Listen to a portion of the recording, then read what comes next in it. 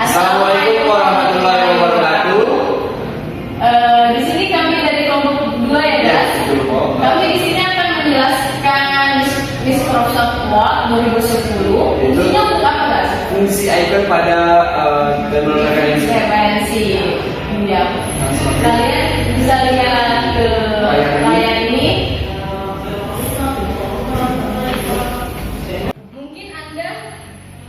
Mungkin dari Anda semua sudah tahu apa itu Microsoft Word karena kebanyakan orang sudah mulai menggunakannya, entah untuk pekerjaan tugas dan lainnya. Namun dalam Microsoft Word terdapat yang namanya tab referensi. Nah, Anda bisa lihat tab referensinya. Nah, di situ terdiri dari 6 grup. 6 grup antara lain ada table of context, dan juga ada insert footnotes, dan ada juga insert citation, dan ada juga insert caption, dan ada juga make entry dan make citation. Untuk mengetahui fungsi dari icon tersebut, mari kita simak sama-sama di layar. Sekarang kami akan menjelaskan tentang table of context. Table of context ini adalah dilakukan dalam pengolahan daftar isi. Kita bisa lihat. Nah, itu ada daftar isi. Menu ini memungkinkan penggunaan untuk secara otomatis membuat daftar isi halaman dokumen. Jika mode otomatis dipilih, fitur ini secara otomatis mencari judul dan subjudul dalam file dokumen yang sedang Anda kerjakan. Nah, kita bisa lihat contohnya seperti itu. Itu ya, kalian bisa lihat sama-sama di layar. Nah, di sini juga ada teks. Apa sih fungsi dari teks itu? Fungsinya adalah icon yang mengelola suatu paragraf yang sudah terpilih, kaitannya sebagai entry pada daftar isi yang telah dibuat. Nah, jarang di tengah penulisan paragraf, reguler membaca seperti judul dalam kasus lainnya. Anda mungkin ingin masukkan judul di level 2. Nah, kita lihat. Teks ini fungsinya adalah yaitu mengelola suatu paragraf yang sudah terpilih. Nah, di sini ada banyak levelnya, ada level 1, level 2, level 3. Nah, kalian bisa memilih level itu dan akan berubah dengan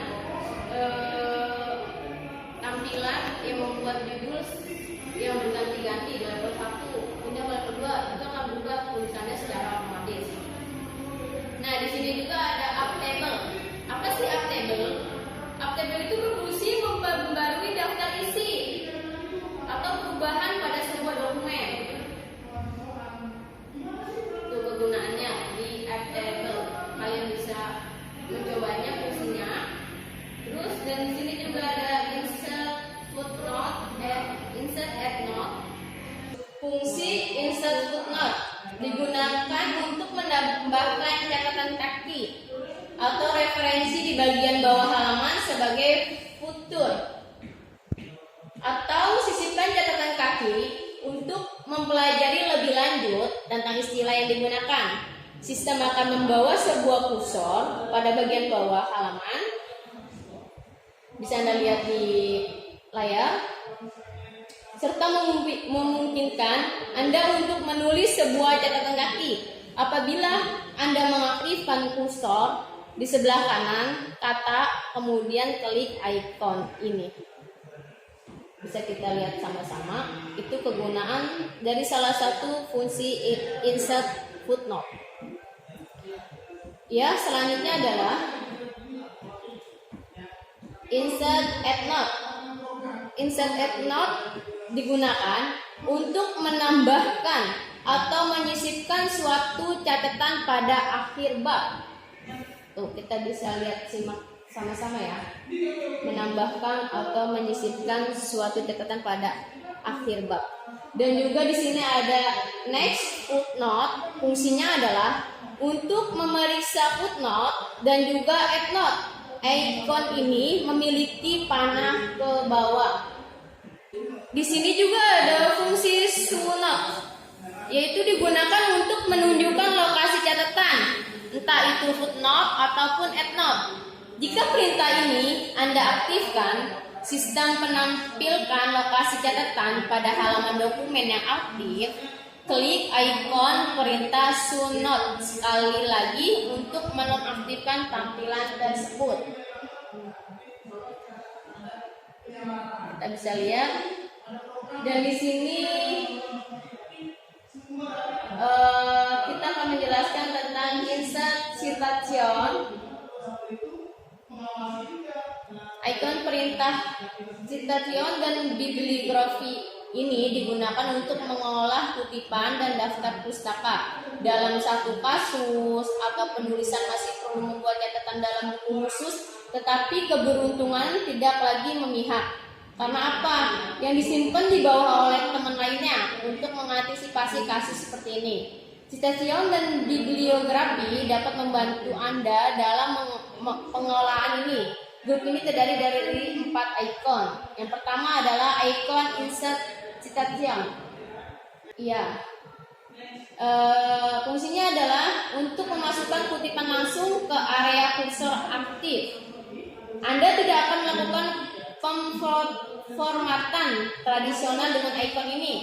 Atur posisi kursor Anda, klik ikon ini. Anda akan diberikan beberapa opsi untuk memasukkan kutipan Anda. Itu kegunaan dari insert citation. Dan juga ada management sources. Kita bisa lihat. Fungsinya yaitu untuk mengolah semua sumber kutipan yang sudah ditambahkan atau disisipkan ke semua file dokumen. Klik ikon ini untuk fokus pada pengaturan sembarang sumber kutipan untuk ditambahkan. Itu salah satu fungsinya. Tuh kita bisa lihat kolomnya. Di situ bisa kita tulis dan bisa kita ganti-ganti. Nah, di sini juga ada style. Fungsinya itu yang memungkinkan Anda untuk memilih bibliografi yang diinginkan. Anda tidak perlu membuat bibliografi sendiri yang mungkin tidak Anda mengerti. Jadi ketika kita tidak mengerti di bagian fungsi style, kita bisa lari ke bibliografi karena mereka tuh berdekatan dan sejalan juga. Nah, dari fungsi bibliografi ini, fungsinya adalah untuk menambahkan daftar pustaka pada file dokumen yang sedang aktif.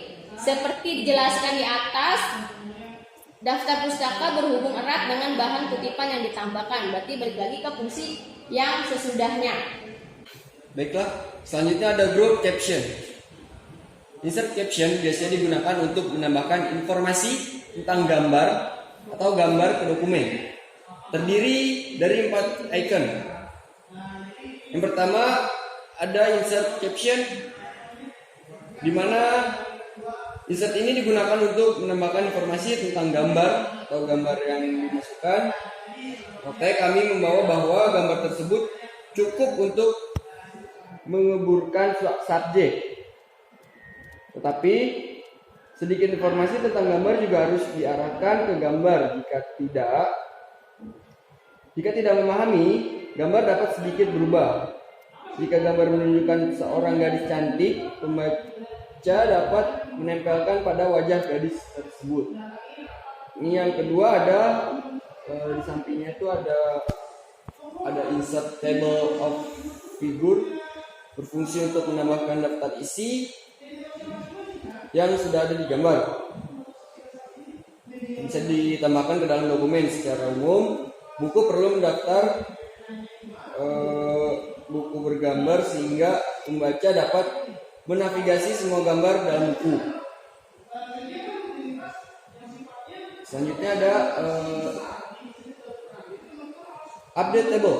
Fungsinya digunakan untuk melakukan perubahan pada daftar katalog gambar, perubahan pada segmen gambar, mungkin tidak mengubah daftar yang dimasukkan sebelumnya. Misal nomornya, terus daftar gambarnya, mungkin kacau ketika masukkan gambar, itu bisa di icon refresh table, bukan nomor indeks gambar. kayak gitu. Selanjutnya ada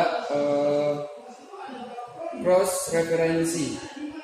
Di layar bisa dilihat. Dilakukan untuk menambahkan referensi silang. Lalu bagaimana jika hal tersebut diulang dengan ratusan kali? Bisa langsung salin aja fungsi icon itu referensi yang sebenarnya. Fungsinya itu menyalin apabila menyalinnya banyak itu bisa menggunakan cross referensi. Selanjutnya di sampingnya ada mark entry. Nah, mark entry ini menandai entry baru pada dokumen icon. Icon ini perintah mark entry membantu Anda mengelola dokumen baru. Apabila ada dokumen baru bisa ditambahkan dengan mark entry. Selanjutnya ada insert index. Di dalam mark entry itu ada insert index digunakan untuk menambahkan daftar kata ke dokumen. Indeks menambahkan kata-kata sebagai istilah di bahasa saat Anda mengetik dalam direktori. Pembacaan memiliki navigasi untuk memilih sekilas harta karun buku. Icon indeks membantu Anda mengelola indeks dokumen kerja Anda. Selanjutnya tuh di bawahnya ada update index. Ya, bisa dilihat fungsi icon ini untuk memperbarui daftar indeks yang paling terkini. Jadi apabila ada updatean bisa menggunakan update index ini. Itulah beberapa info tentang fungsi icon Microsoft Word 2010. 3. Ya, itu yang bisa kami sampaikan dari kelompok 2 pada Microsoft Word 2010. Ya, itu aja. Pada bagian apa guys? Referensi ya yang tadi kami jelaskan itu. Bila kurang lebihnya mohon maaf. apa dari penjelasan kita kurang lebih detail atau yang lainnya, kami mohon maaf ya gitu. Karena sama-sama masih dalam belajar ya guys ya. Iya. Dan cukup sekian dan terima kasih. Wassalamualaikum.